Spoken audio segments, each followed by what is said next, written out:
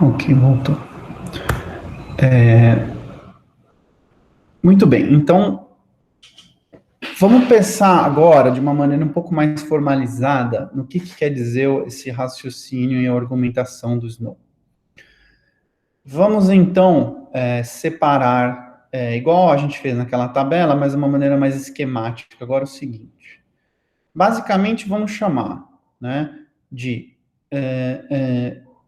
então, Y é o nosso outcome de interesse, ou seja, mortalidade por cólera, número de mortes por cólera. E vamos dar os seguintes nomes. Então, a gente tem aí dois períodos, before and after, né, que era o 49 e 54, e empresa Lambeth, e, né, L e SV. Né? Então, a gente vai dizer o seguinte, vamos falar que o Y é igual a L para a empresa Lambeth no período de tempo before. O que quer dizer isso? Então, L é o quê? L é basicamente o número de mortes que existiam, por seja lá quaisquer razão, nos domicílios onde que recebiam água da lâmpada, né? Aí, no período after, ou seja, ainda falando da Lambeth, a mortalidade de cólera pode ser escrita como Y igual a L mais T mais D. O que é T mais D? T é quanto que ela muda, tá certo? Quanto que ela muda, ignorando o fato de ter mudado a fonte de água, né? Esquece o efeito mudar a água. Quanto que ela teria mudado naturalmente a evolução da cólera em Londres, né? Na média. Então é T, ou seja, o efeito tempo, né? É o efeito tempo. E D, sim, é o efeito que a gente está interessado, que é quanto que mudou para cima ou para baixo o número de mortes causado, associado à mudança da água, da fonte de água suja para limpa, tá certo? Então pensa que o outcome no período after, né, no segundo período da Lambeth, é composto por três coisas. Então, o baseline Lambeth, o quanto que morria de gente antes do tratamento, quanto que esse L muda, ou seja, mais T, né, por causa do tempo, e D, que é o efeito de fato que a gente está interessado em estimar, que é o efeito de limpar a água. Certo? Se a gente fizer a mesma análise para Southwark e Vauxhall, a gente vai chamar de before de SV, então Y igual a SV, que era a mortalidade que existia nas casas de Vauxhall, da Southwark, da SV, e no período after, a gente vai fazer a mesma coisa, então a gente soma T, porque tem essa mudança no tempo que afeta a Londres inteira, né, a evolução da bactéria ou do micro-organismo que causa cólera. Porém, a gente não soma a D aqui, por quê? Porque não houve uma mudança de água. Então, D é o efeito mudança de água, tá certo? E agora a gente vai tirar duas diferenças. Então, a primeira diferença é after menos before para Lambeth. Então, fica essa linha menos essa linha, tá certo? Então, some o L, sobra o TD. Né? Sobra o TD, tá certo? Essa é a primeira diferença. Se a gente fizer a primeira diferença também para Southwark, vai ser SV mais T menos SV. Então, sobra só o T. Certo? Então, a gente reduziu 4 números para 2. E agora a gente faz a segunda diferença, que é T mais D menos T, sobra o D. Que o D é o que a gente queria calcular. Então, para a gente chegar no número D, a gente precisa aí de 4 observações, né? 4 números. Tá certo? Isso é a essência do estimador de diferença em diferença. A gente já visto já o exemplo do Snow, mas esse aqui é um esquemático. Né? Então, se a gente olhar para sample averages, né? O que é sample averages? Então, a gente vai pegar as médias. Então, a gente tem lá domicílios antes e depois que pertencem à empresa tratada, né, que é a Lambeth, ou a untreated, que é a SV, né? Então, o que a gente vai fazer? Diferença em diferença pode ser escrito da seguinte maneira. Então, a gente pega o YK médio, ou seja, a mortalidade média do K, do K que é o quê? Aqui o K simboliza tratamento, então do pós-tratamento, pré-tratamento. Então, a média de mortalidade dos domicílios servidos pela empresa tratada, ou seja, pelo Lambeth, depois menos antes, menos a média de mortalidade, a diferença de média de mortalidade pós menos pré da empresa untreated, por isso que tem um U aqui, ou seja, da ASV. Então é isso, é assim que a gente faz. Esse aqui é escrito de maneira de média, diferença de médias amostrais. Se a gente fizer de esperança populacional, é basicamente a mesma coisa em linguagem populacional, ou seja, a esperança do Y, que a gente chamava de Y1, né, mas aqui a ideia de que YK é o tratado, né, no período post, condicional ser post, menos a esperança do Y do grupo tratado no período pré, menos a mesma diferença para o grupo não tratado. Tá certo? A gente vai agora ver um outro exemplo, que é esse famoso estudo do Card-Kruger de 94. E por que a gente vai ver esse outro exemplo? Por algumas razões. Em primeiro lugar, é um estudo seminal sobre o efeito salário mínimo, não só pelo resultado em si, mas também pelo desenho, que é considerado o primeiro, não é o primeiro, mas é o primeiro famoso artigo que usou diferença em economia. E aí a gente vai ver como é que escreve uma regressão para estimar essas coisas, e vai ver alguns gráficos muito interessantes que ajudam a gente a ter mais intuição do que o diferença está fazendo, e por fim, dar qualquer hipótese de identificação que a gente ainda não, já falou, mas não explicitou. O que precisa ser verdade para a gente poder rodar uma regressão de diferença em diferença. Tá? Então, vamos entender o que é esse estudo do Card-Kruger. Né? Bom, ele quer entender o efeito de salário mínimo sobre emprego. Né? Obviamente, é a pergunta das perguntas mais antigas de microeconomia, de economia do trabalho. Né? E ela, basicamente, pode ter respostas diferentes se a gente tiver mercados diferentes. Por exemplo, quando a gente aprende lá a introdução a micro 1, né, a gente está aprendendo o quê? A primeira estrutura de mercado que a gente aprende é uma estrutura de mercado competitivo, não é isso? No mercado competitivo, né, se a gente impor um salário mínimo que seja, né, binding, ou seja, ele seja acima do salário de equilíbrio, né, lembrando do primeiro gráfico que vocês viram na vida, né, tem algum piso de preço, né, aqui no caso um salário mínimo, o que isso vai acontecer? Né, vai ter mais, o quê? Oferta de trabalho do que demanda, né? Então, quando a gente subir o preço, vai ter um descasamento de oferta e demanda e vai cair a demanda por trabalho. Logo, o emprego vai cair. Né? Agora, isso é para o mercado competitivo. No caso de monopsônio, né, o que é um monopsônio? É quando a gente tem um mercado de trabalho imperfeito, onde a empresa que contrata tem poder de mercado, né, não no lado do produto, não monopólio, mas monopsônio no lado do mercado de input, né, no mercado de trabalho. Então, tem lá uma empresa que contrata todo mundo, ela tem poder de mercado sobre os trabalhadores. Nesse caso, é uma possibilidade teórica que um aumento de salário pode, na verdade, aumentar emprego. Então, tem um efeito positivo sobre o emprego. Né? Então, só relembrando aí, que vocês devem ter visto já no curso de mercado de trabalho, ou talvez em micro também, né? Então, vamos entender o que está acontecendo aqui. Estamos em um mundo de monopsônio, ou seja, um mundo onde não existe competição. Então, o preço não é igual custo marginal, né? Qual que é a condição de maximização em qualquer mercado, competitivo ou não? Receita marginal igual a custo marginal. Aí, quando essas duas coisas são iguais, o mercado está em equilíbrio e isso define a quantidade desse mercado, tá certo? Então, aqui a curva inclinada para cima, MFC, né, é o Marginal Factor Cost, ou seja, é o custo marginal, tá certo? É o custo marginal.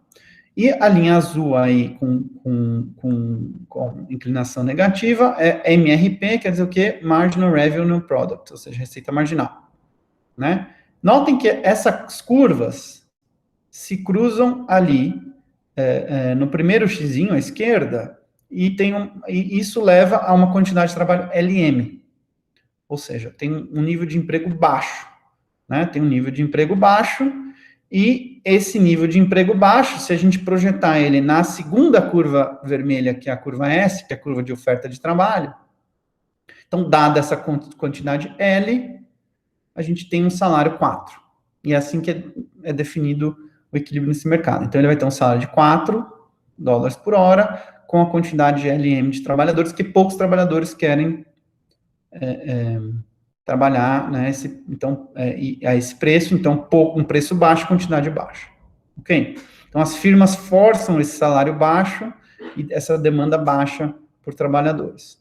Então, se a gente, artificialmente, o governo chegar nesse mercado aqui e impor um minimum wage aí de 5, né, que é essa linha horizontal aí no 5, olha o que acontece, né? O que acontece é o seguinte, o preço novo é agora definido por 5, né? 5 porque é por lei. Esse 5 vai bater, então, na oferta, ali no S, e a gente vai mudar para o L1.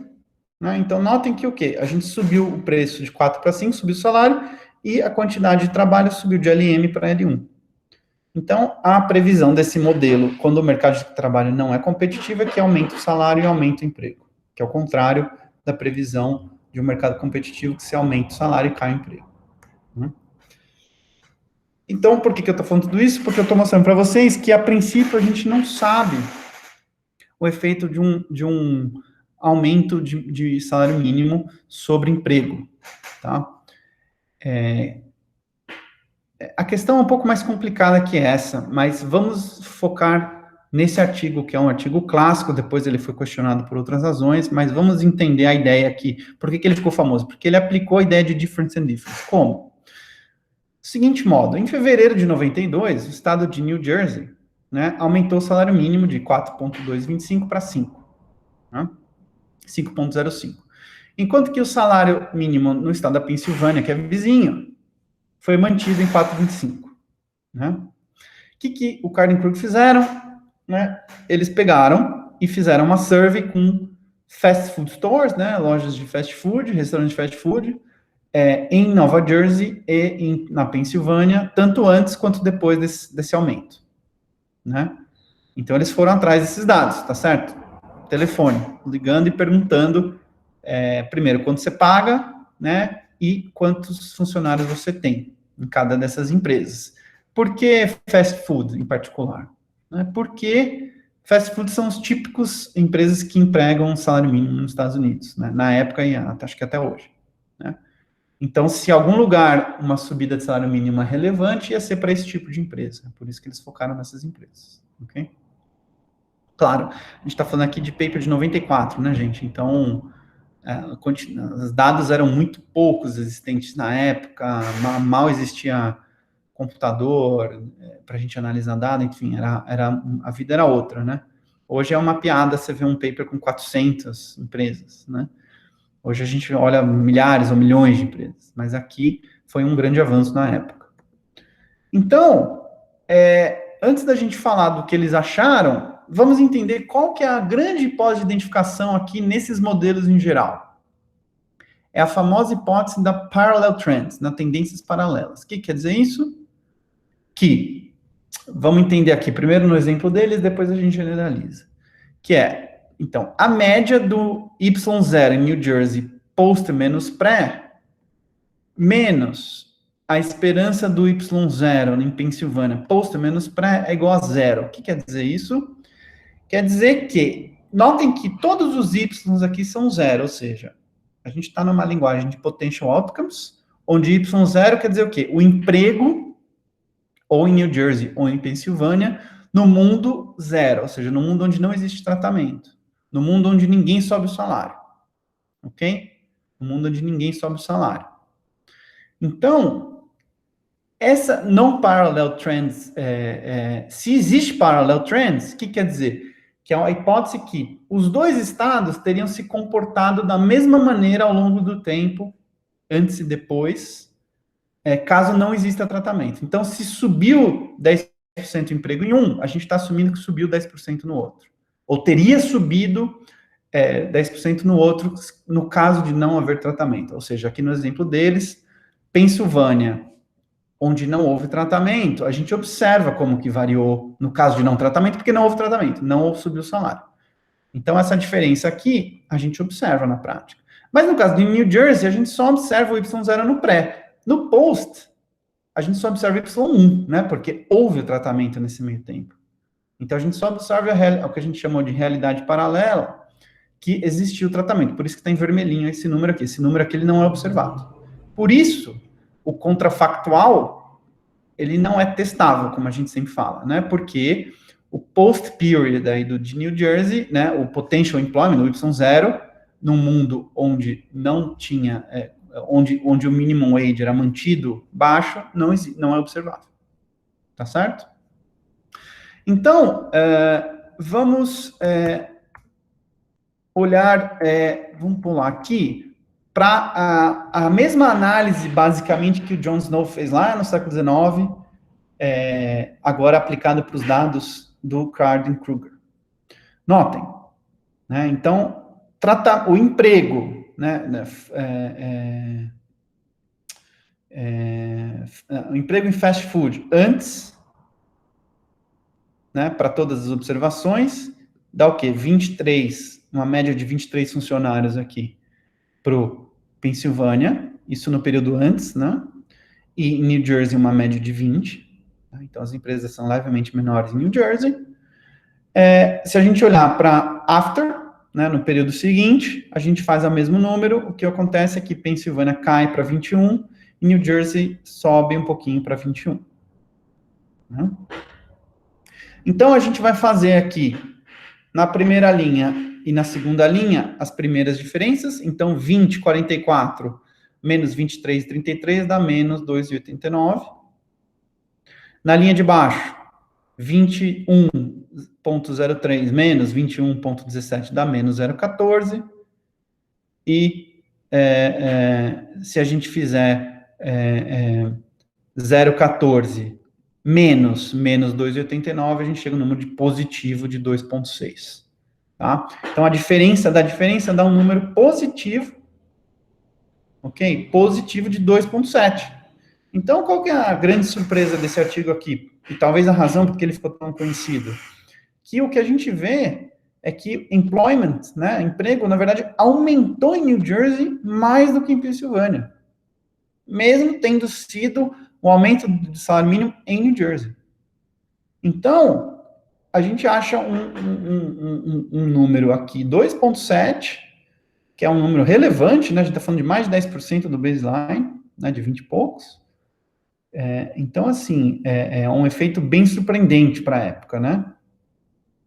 Então, e marginalmente até significante estatisticamente. A gente ainda não falou em como calcular esses testes, né? Mas a comparação de média é igualzinho lá do John Snow, ok? Então, por que aqui ainda a gente já tem os desvios padrão, 1,36 e assim por diante? Porque isso aqui, na verdade, foi estimado via regressão. Como? Tá? Da seguinte maneira. Então, a típica regressão de diferença. A diferença é estimada assim, vamos entender. Então, Y e T, notem que a linguagem aqui é muito parecida com dados em painel. Né? Porque, no fundo, a gente está falando de dado em painel, mas um dado de painel mais agregado, de certo modo. Não quer dizer que são as mesmas empresas no período 1 e 2 que seriam um painel verdadeiro, né? Se eu vou no McDonald's na rua tal e pergunto quantos empregos você tem antes e depois, e faço isso para todas as empresas, seria um painel de empresas. Aqui não necessariamente isso é verdade. Mas o I aqui o que a gente... Você podem pensar que é um painel de regiões. Então, a gente tem New Jersey e Pensilvânia. E esses dois estados aparecem antes e depois. Tá? Então, a gente vai rodar a seguinte regressão. Y e T, né? Onde I quer dizer Pensilvânia ou não, ou New Jersey, e T é antes ou depois, né? Tem dois períodos, onde beta 1 é igual a beta 1, mais beta 2 vezes treat. Treat é o que? É uma dummy. Se a observação está no grupo de tratamento, que aqui no caso seria New Jersey. B3 é uma dummy post, quer dizer o quê? Se você está no período após tratamento, né, período 2, se não é 0. E o beta 4, que é o que a gente está interessado, que é um coeficiente que captura o efeito da interação de treatment vezes post, ok? É isso. Então, o beta 4 aqui que é o nosso interesse, porque ele vai capturar o efeito do grupo tratado no período post, né, que é equivalente ao D naquela tabela esquemática que a gente fez. Claro?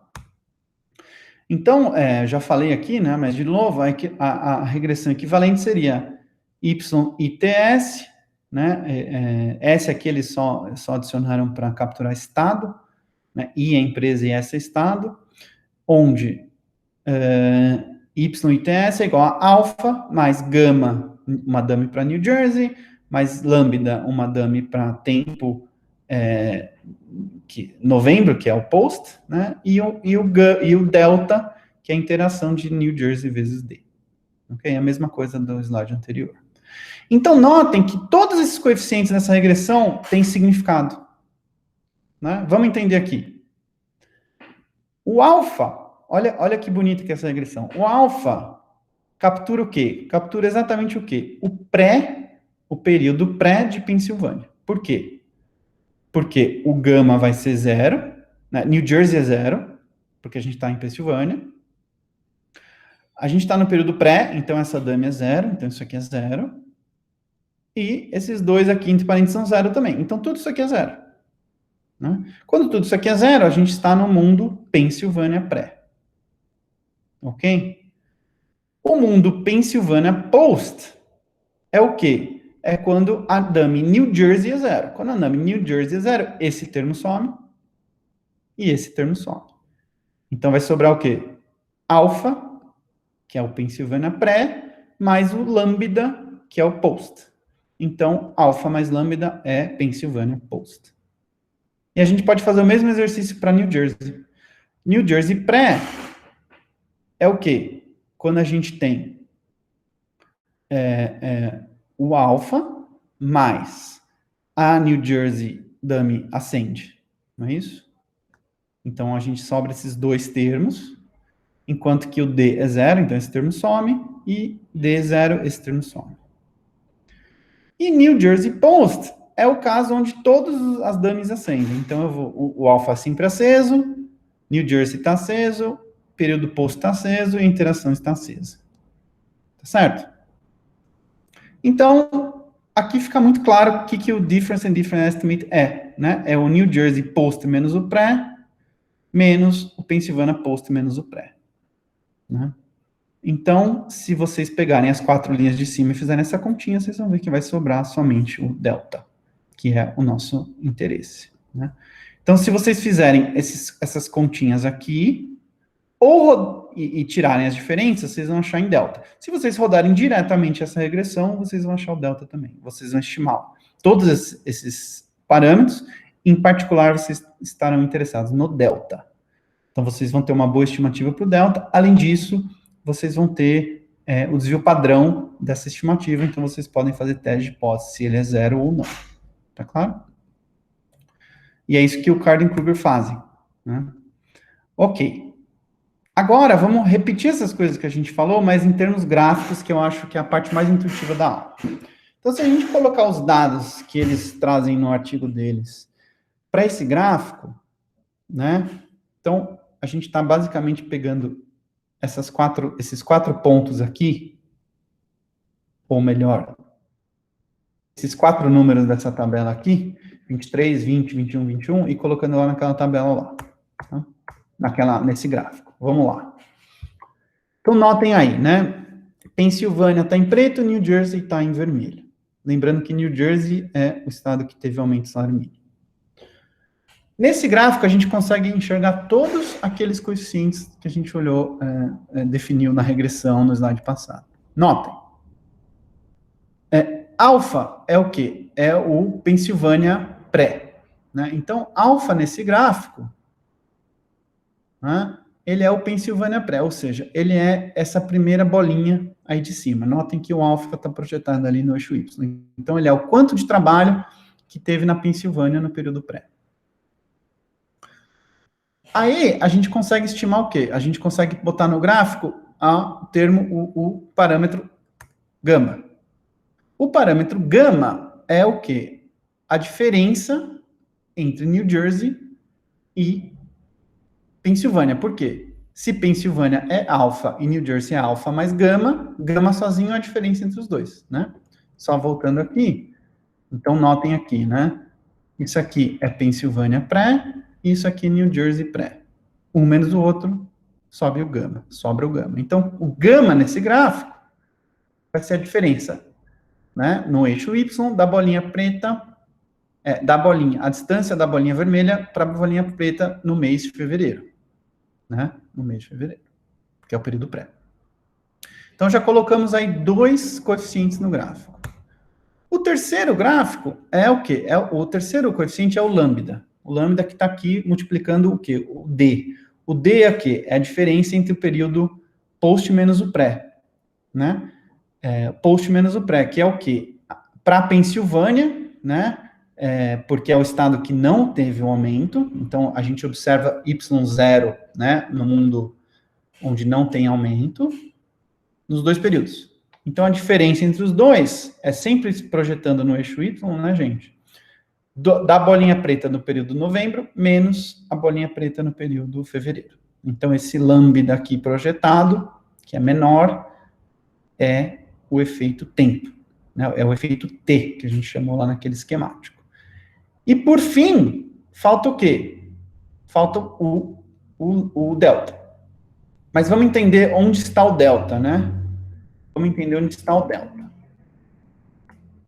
Vamos lá. Para estimar o delta, até agora a gente não fez hipótese, são só simples cálculos. Agora, para estimar o delta, e aqui que entra a hipótese de tendência paralela, a gente tem que entender o seguinte.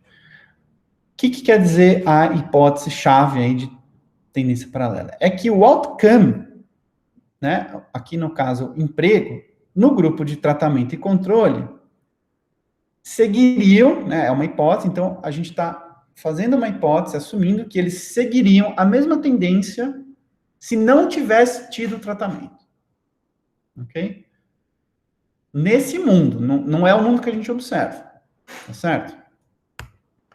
Ou seja, o delta nesse gráfico é representado da distância aqui no período de novembro entre a bolinha vermelha, ou seja, o período o período pós de New Jersey, observado, então essa bolinha aí no meio, menos, né, a distância porque ele seria, o emprego que seria na Pensilvânia, que seria em New Jersey, caso ele tivesse seguido a mesma tendência que aconteceu com Pensilvânia. Então, notem que essa distância aí no gráfico representada pelo delta é a distância do pontinho vermelho, que é o dado observado, então tem um leve aumento, para o pontinho preto, que é o quê? Essa tendência de queda do grupo tratado, né? Do grupo New Jersey, caso ele seguisse exatamente a reta de cima, que é a reta observada para Pensilvânia. Tá claro? É por isso que chama tendência paralela. Então a gente fala assim, ó, vamos supor que New Jersey não tivesse sido tratado, ou seja, o salário mínimo não tivesse subido. Aí a gente fala, nesse caso, eu vou assumir que ele teria tido uma variação de emprego igual o grupo de controle, ou seja, a economia está piorando em geral nos Estados Unidos, então o emprego em todos os estados está caindo. Mas a realidade a gente observou que subiu um pouquinho nesse estado. Então a diferença entre esse mundo contrafactual, né, nessa realidade paralela, e o mundo observado que houve tratamento. Tá claro? Então é isso que quer dizer o delta. Ok? Então, se esse mundo de tendência paralela não é uma boa hipótese, aí a nossa estimativa está errada, né? Mas isso é que aí que mora o perigo desse estimador. Por quê? Isso é verdade para todos os estimadores, né? Caso a nossa hipótese de identificação não seja boa, a gente pode estimar sempre isso aqui, né? Então, você sempre vai estimar sempre que você rodar no stata no R, você vai tirar um número, uma estimativa para o delta. Mas ela, nesse caso, não vai ser boa, porque a tendência para ela não é uma boa hipótese, né? Não é uma boa hipótese, e aí, então, você vai ter uma estimativa errada, tá certo? Nesse caso, a gente está num mundo onde, por razões que a gente vai discutir um pouco mais depois na próxima aula, você pode ter casos onde, imagina que o estado de New Jersey estava crescendo nos últimos anos, por exemplo, porque lá está tendo um boom de algum tipo de indústria específico, de petróleo, vamos supor, enquanto que Pensilvânia não está tendo um boom. Aí você compara antes e depois e sobe o emprego lá, ao mesmo tempo que subiu o salário mínimo. Você fala, porque então subiu o salário mínimo e subiu o emprego. Mas isso não é um efeito do salário mínimo, é porque ela já estava subindo, né? Então não é bom a gente falar que no mundo sem salário mínimo teria caído o emprego lá. Não, o emprego teria subido. Então, nesse exemplo que eu dei para vocês, o parallel trends não valeria. Então, nesse caso, não seria uma boa hipótese, e, portanto, você estaria estimando um efeito positivo do salário mínimo, mas que, na verdade, não pode ser atribuído ao salário mínimo, não é um efeito causal do salário mínimo. Ok? Gente, então, esse é o mundo do estimador de diferença em diferença. Basicamente, a gente aprendeu a calcular ele com 4 números, né? Diferença pré e pós para um grupo controle, para o grupo tratado, e a diferença entre os dois, aí sim você tem o estimador.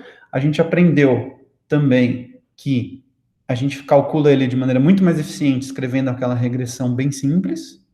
A gente aprendeu que cada um dos parâmetros tem uma interpretação muito clara.